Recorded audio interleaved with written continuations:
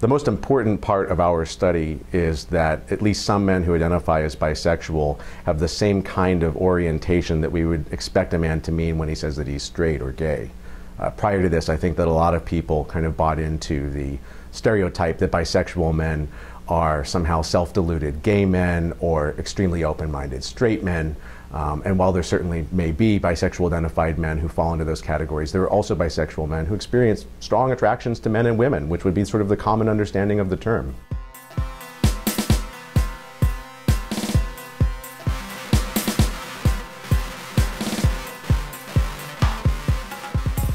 Earlier studies that had looked at the arousal patterns of bisexual men had found that on average they had arousal patterns that looked just like gay men, which is to say that they only got strongly aroused to videos showing two men and they didn't get aroused at all or very much to videos showing two women.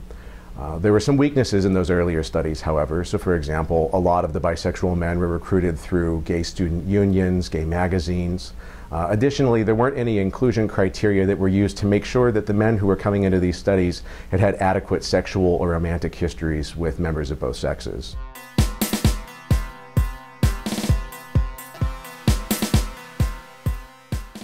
Initially, we were looking for bisexual participants in a room of Craigslist for gay men who were looking for male sexual partners, and we weren't having much luck.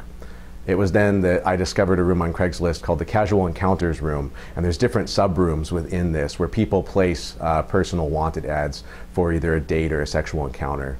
In particular, I found a room called the MW for M room. This is a room of ads placed by a man and a woman for a man, MW for M. And in this room, heterosexual couples place ads where they're seeking a man to come join them in a threesome. And we reasoned that men perusing these ads in particular would be likely to have strong sexual interest in both men and women. In our study, we required that our bisexual participants had to have had at least two sexual partners of each sex and at least one romantic relationship of at least 3 months' length with one man and with one woman. The bisexual men in our study did get strongly aroused to videos of two women as well as videos of two men, establishing that there is in fact a bisexual orientation among men.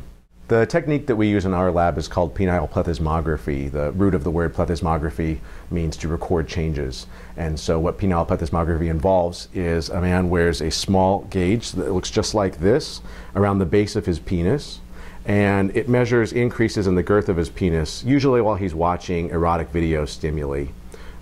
The important stimuli that we show are videos of two men having sex and videos of two women having sex, and that's because if a man experiences arousal to those kinds of videos, you know that he's getting aroused to either men or women, respectively.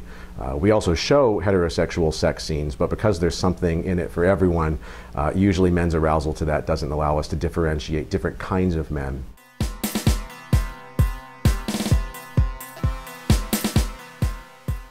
One thing that we noticed is that a lot of the bisexual participants, as they came out of the experiment, would tell us how glad they were that we were doing this kind of research and that they wanted to have their orientation and their identity validated by the scientific community, especially after a number of earlier studies had concluded that virtually all bisexual men don't have bisexual arousal patterns.